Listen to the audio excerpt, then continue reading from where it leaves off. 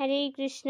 জয় শ্রীল প্রভুপাদ কি জয়। সমস্ত গৌর ভক্তবৃন্দকে আমার বৈষ্ণবীয় প্রণাম এবং আন্তর্জাতিক কৃষ্ণ ভবনামৃত সংঘের পক্ষ থেকে কৃষ্ণপ্রীতি শুভেচ্ছা।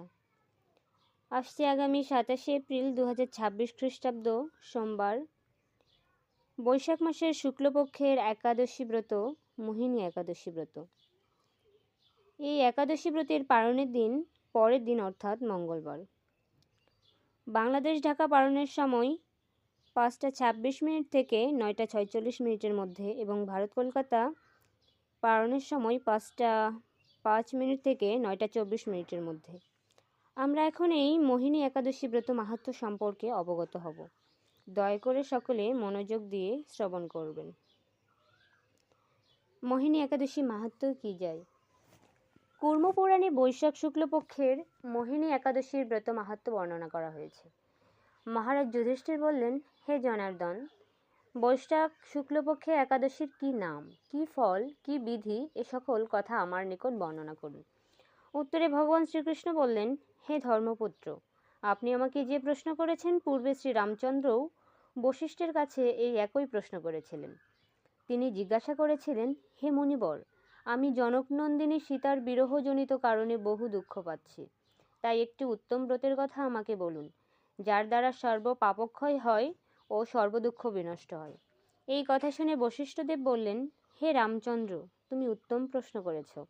যদিও তোমার নাম গ্রহণেই মানুষ পবিত্র হয়ে থাকে, তবুও লোকের মঙ্গলের জন্য তোমার কাছে সর্বশ্রেষ্ঠ ও পরম পবিত্র একটি ব্রতের কথা বলছি। বৈশাখ মাসের শুক্লপক্ষে একাদশী মোহিনী নামে প্রসিদ্ধা। এই ব্রত প্রভাবে মানুষের সকল পাপ, দুঃখ ও মোহজাল অচিরেই বিনষ্ট হয়। তাই মানুষের উচিত সকল পাপ ক্ষয়কারী ও সর্বদুঃখ বিনাশিনী এই একাদশী ব্রত পালন করা। একাগ্র চিত্তে তার মহিমা তুমি শ্রবণ করো। এই কথা শ্রবণ মাত্রই সমস্ত পাপ বিনষ্ট হয়। পবিত্র সরস্বতী নদীর তীরে ভদ্রাবতী নামে এক সুশোভনা নগরী ছিল। চন্দ্রবংশজাত ধৃতিমান নামে এক রাজা সেখানে রাজত্ব করতেন।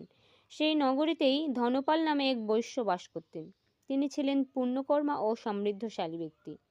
তিনি নলকূপ, জলাশয়, উদ্যান, মঠ ও গৃহ ইত্যাদি নির্মাণ করে দিতেন। তিনি ছিলেন বিষ্ণুভক্তি পরায়ণ ও শান্ত প্রকৃতির মানুষ। সুমনা, দ্যুতিমান, মেধাবী, সুকৃতি ও ধৃষ্টবুদ্ধি নামে তার 5 জন পুত্র ছিল। পঞ্চম পুত্র ধৃষ্টবুদ্ধি ছিল অতি দুরাচারী।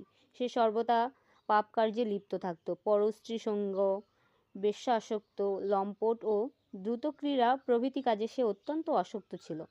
দেবতা, ব্রাহ্মণ ও পিতামাতার সেবায় তার একেবারেই মতি ছিল না।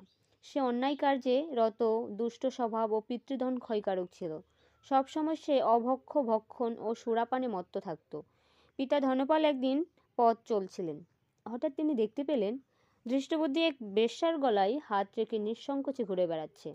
তার নির্লজ্জ পুত্রকে এভাবে চৌরাস্তায় ভ্রমণ করতে দেখে তিনি অত্যন্ত মর্মাহত হলেন।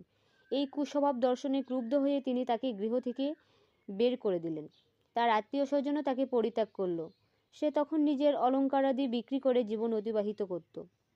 কিছুদিন এইভাবে চলার পর অর্থাভাব দেখা দিল। ধনহীন দেখে সেই বেশ্যাগণও তাকে পরিত্যাগ করল। অন্ন বস্ত্রহীন ধৃষ্টবুদ্ধি ক্ষুধা তৃষ্ণায় অত্যন্ত কাতর হয়ে পড়ল। অবশেষে নিজের গ্রামে সে চুরি করতে শুরু করলো। একদিন রাজপ্রহরী তাকে ধরে বন্দি করলো, কিন্তু পিতার সম্মানার্থে তাকে মুক্ত করে দিল। এভাবে বার কয়েক সে ধরা পড়ল ও ছাড়া পেল, কিন্তু তবুও সে চুরি বন্ধ করল না। তখন রাজা তাকে কারাগারে বন্ধ করে রাখলেন। বিচারে সে কষাঘাত দণ্ডভোগ করল।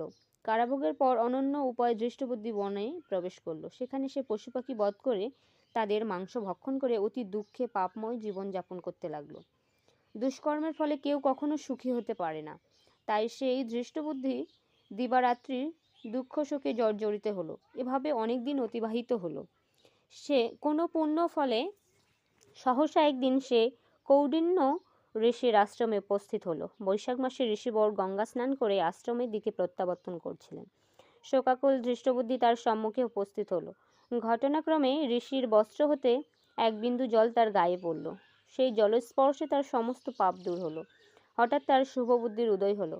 ঋষির সামনে সে কৃতাঞ্জলি পুটে প্রার্থনা করতে লাগলো, হে ঋষি শ্রেষ্ঠ, যে পুণ্য প্রভাবে আমি এই ভীষণ দুঃখ যন্ত্রণা থেকে মুক্তি লাভ করতে পারি তা কৃপা করে আমাকে বলুন। ঋষিবর বললেন, বৈশাখ মাসের শুক্লপক্ষের মোহিনী নামে যে প্রসিদ্ধ একাদশী আছে, তুমি সেই ব্রত পালন করো। এই ব্রতের ফলে মানুষের বহু জন্মার্জিত পর্বত পরিমাণ পাপরাশু ক্ষয় হয়ে থাকে। মহামুনি বশিষ্ঠ বললেন, কৌন্ডিন্য ঋষির উপদেশ শ্রবণ করে প্রসন্ন চিত্তে ধৃষ্টবুদ্ধি সেই ব্রত পালন করল। হে মহারাজ রামচন্দ্র, এই ব্রত পালনে সে নিষ্পাপ হলো, দিব্যদেহ লাভ করলো, অবশেষে গরুড়ে আরোহণ করে সকল প্রকার উপদ্রববিহীন বৈকুণ্ঠ ধামে গমন করল। হে রাজন, ত্রিলোকে মোহিনী ব্রত থেকে আর শ্রেষ্ঠ ব্রত নেই। যজ্ঞ, তীর্থস্থান, দান ইত্যাদি কোনো পুণ্যকর্মই এই ব্রতের সমান নয়। এই ব্রত কথা শ্রবণ কীর্তনে সহস্র দানের ফল লাভ হয়। হরে কৃষ্ণ।